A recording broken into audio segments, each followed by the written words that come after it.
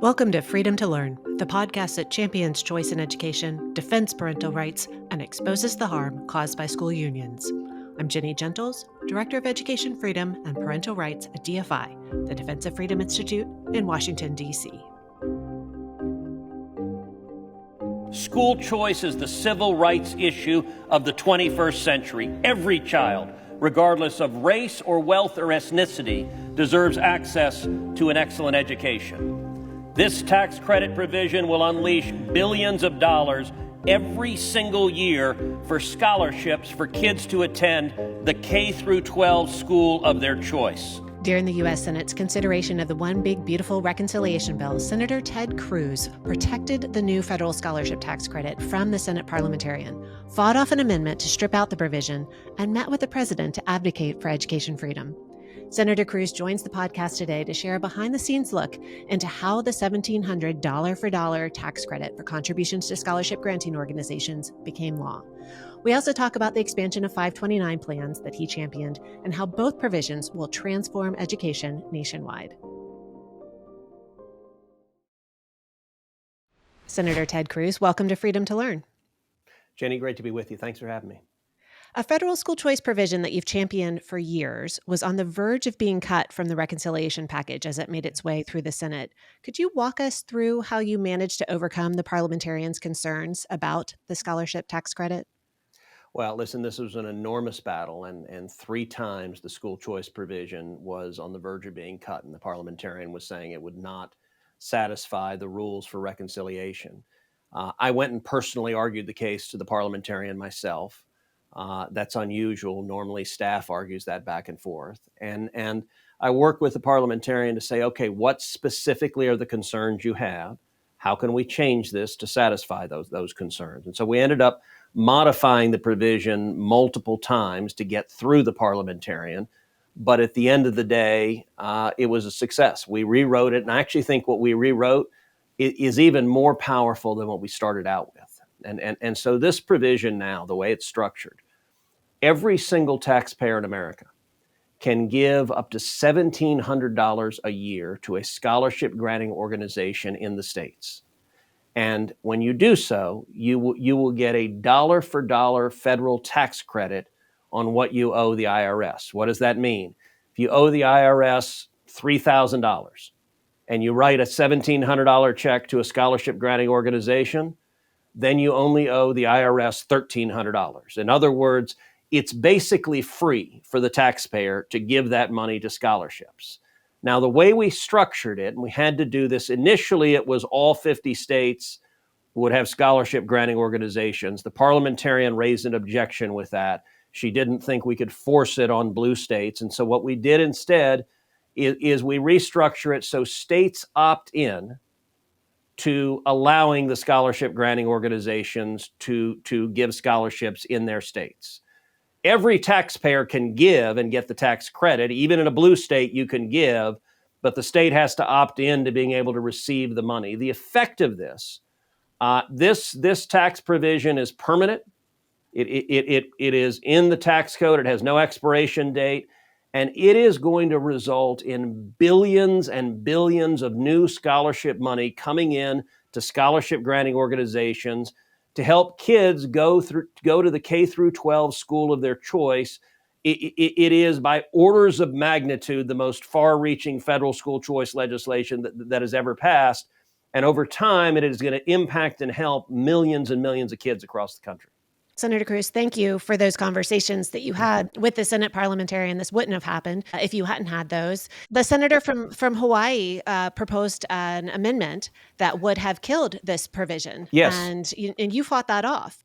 We fought it off, and we preserved the school choice provision. You know, I got to say, it really is an astonishing thing that today's Democrat Party is all in on fighting for kids to be able to go to the school of their choice. I think school choice is the civil rights issue of the 21st century. I think it is foundational to every other issue. You know, when I was first elected to the Senate 13 years ago, I told my wife Heidi at the time, I said, listen, if when I am dead and buried, if my tombstone says that Ted played a meaningful part in helping bring about school choice to the kids in Texas and kids across America, I said, I'll die a very happy man. Because in terms of a legacy, in terms of making the American dream a reality for millions of kids, school choice is the single most important policy. And it is amazing that today's Democrats, you look at the kids that are trapped in failing schools. They are overwhelmingly low-income kids, and a great many of them are African-American kids and Hispanic kids. And the Democrats run around and say that they're fighting for African-Americans and fighting for Hispanics, and yet the Democrat Party at the national level, at the state level, at the local level, is bought and paid for by the teachers' union bosses. And so they fight at every level to close the school doors. It's not much different than Bull Connor in the 1950s and 60s, also a Democrat, blocking the doors of the schools and not wanting to integrate and saying, we're going to ignore federal law and we're not going to allow African-American kids into our schools. That's what the Democrats did in the 1950s and 60s, and Eisenhower sent in the National Guard to overcome that massive resistance from Democrats. And Democrats today are the same thing. They put in an amendment and said, we want to prevent kids from getting these scholarships. And every single Democrat, all of them, voted to strip these scholarships out. Thankfully, we won the amendment vote and it stayed in, but we won it by one vote. It was very close. You also met with the president about the tax credit. What did you convey to him?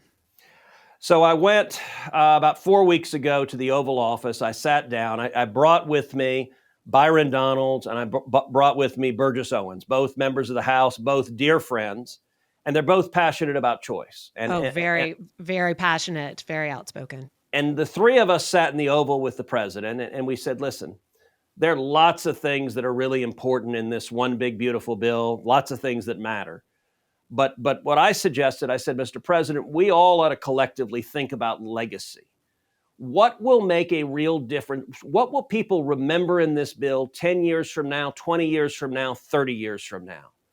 And what the three of us argued to the president is that this provision, this school choice provision, will be the single most impactful provision in the entire bill because it's going to enable millions of kids who otherwise would have been trapped in a failing school to get a terrific education and go on to get a good job and have raise a family and achieve the American dream. And so at the time, the House of Representatives had passed a version of my legislation. But the House of Representatives, I'm very glad they did it. They started the process by passing it. But there were several problems with the bill the House had passed. Number one, unfortunately, a poison pill had been added to that bill. And the poison pill would have made virtually every Catholic school and parochial school not able to participate in the scholarships, which would have been disastrous. It would have kneecapped the program from the beginning. Number two, the way the House structured it, the scholarships were up to $5 billion a year for 4 years, and then it ended after 4 years. And what I argued to the president, I said, number one, we need to get rid of the poison pill.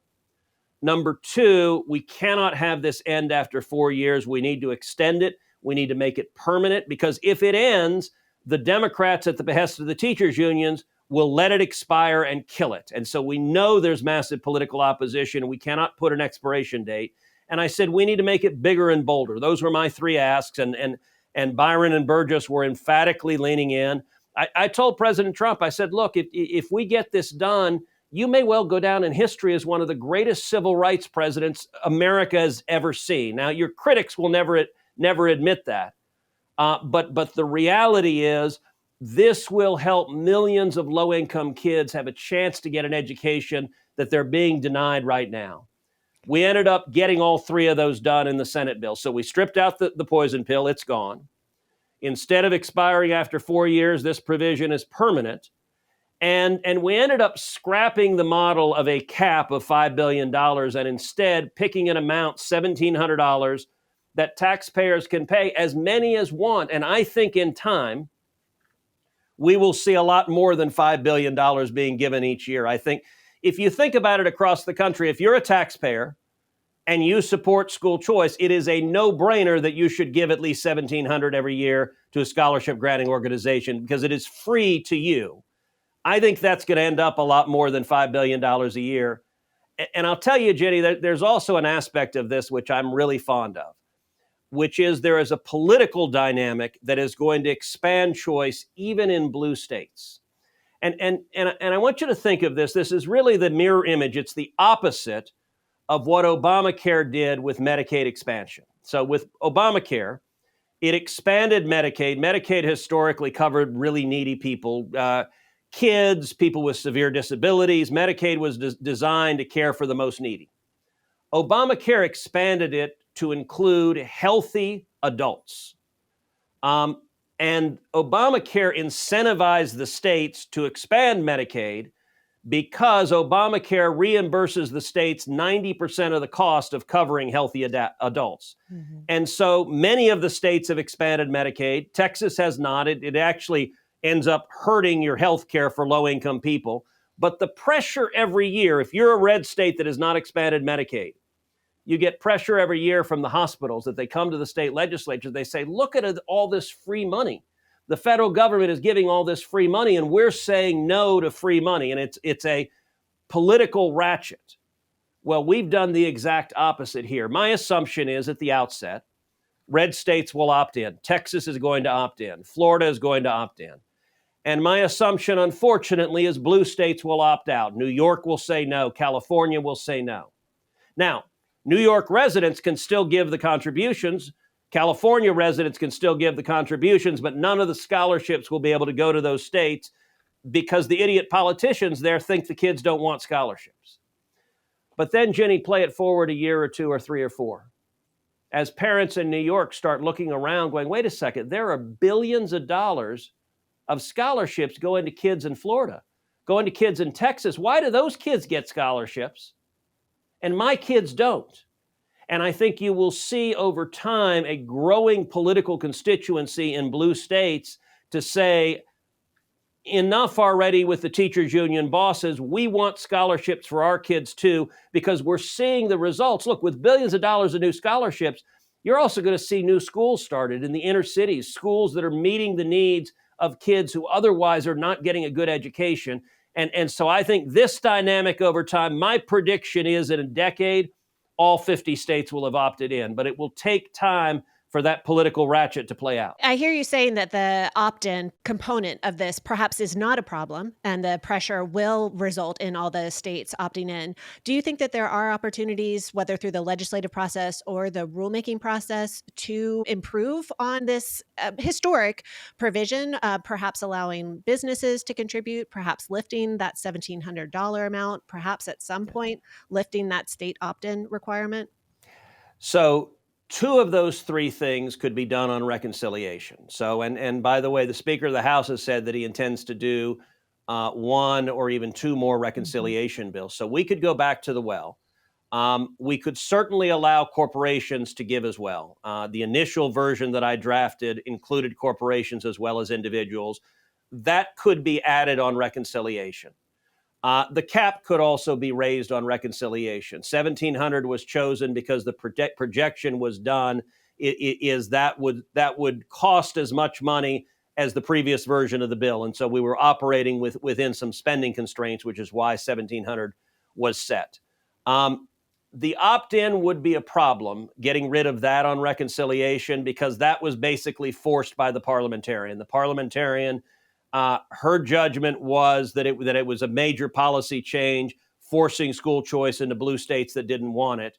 And so we had to make the concession, making it opt-in, or she would have stricken the entire provision. So that one, I'm not optimistic we could change on reconciliation, but 1 and 2 we could.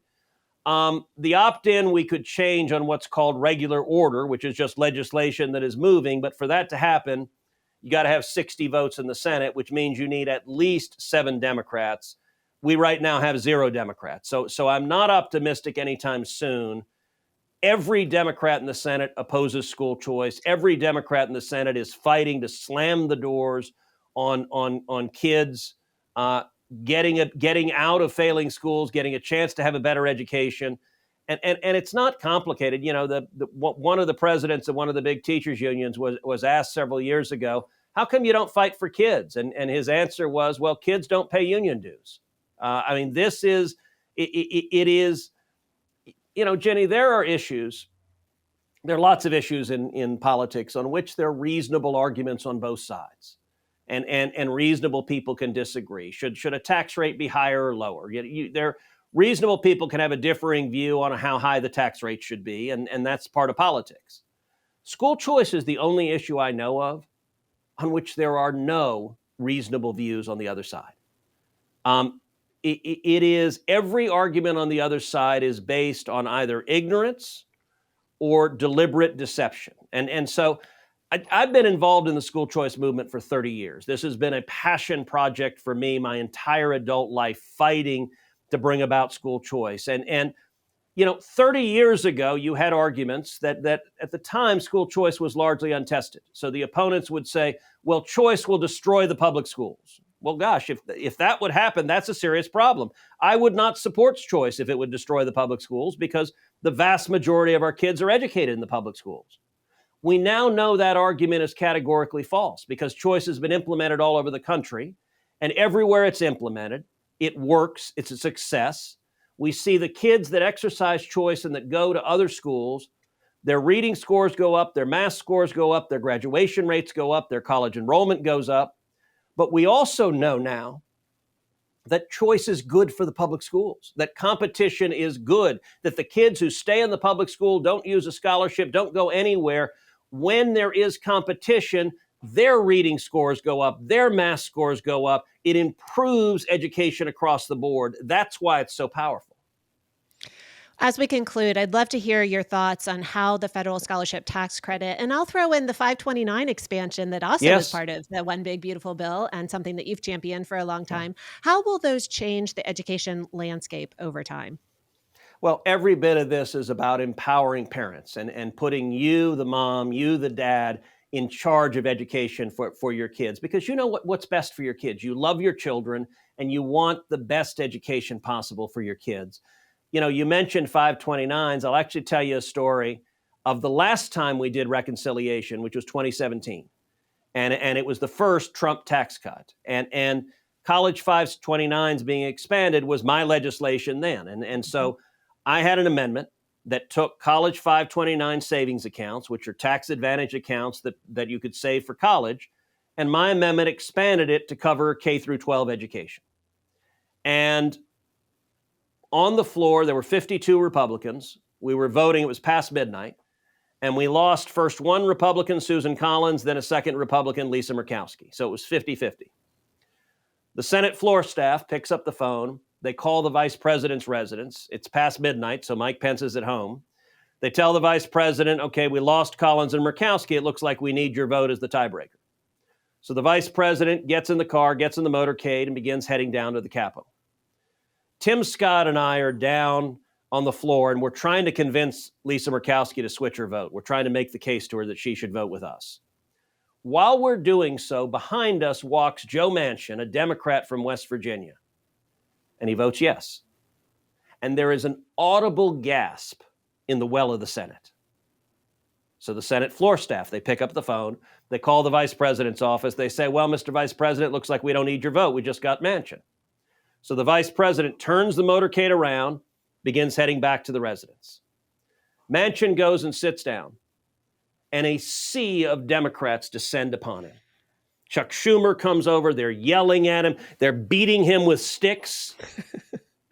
And 5 minutes later, Manchin sheepishly walks up, and he shifts his vote to a no. Goodness.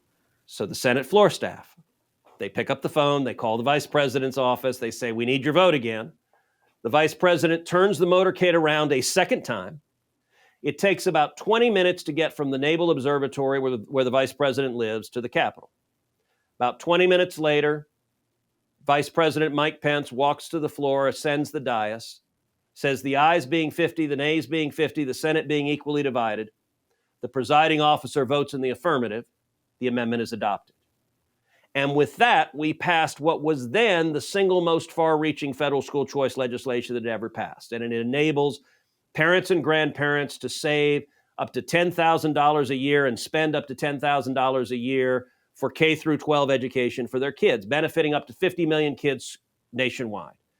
This time around, I also had legislation on 529s where we expanded what you can spend 529s. We raised the cap from 10,000 to 20,000 and we indexed it for inflation. So now you can devote a lot more resources.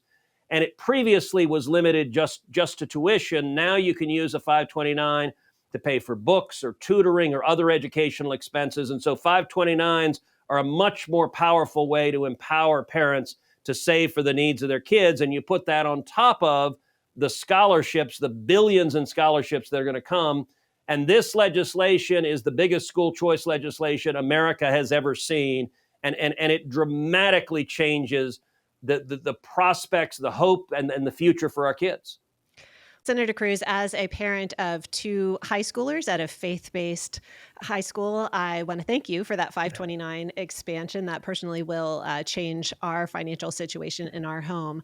And on behalf of parents across the country, thank you for what you've done when it comes to the federal scholarship tax credit. Thank you for your commitment to education freedom. And thank you for joining Freedom to Learn. Well, thank you for having me, and thank you for your leadership. And I've got two high school girls as well. So it's, it's always calm. There's never any drama at home. Oh, yes, same. Thank you so much, Senator Cruz. Thank you. Freedom to Learn is a production of the Defense of Freedom Institute. You can learn more about DFI at dfipolicy.org. If you have feedback or suggestions for future podcasts, please reach out to us at podcast@dfipolicy.org. If you enjoyed today's episode, please subscribe and leave a rating and review wherever you listen to your favorite podcasts.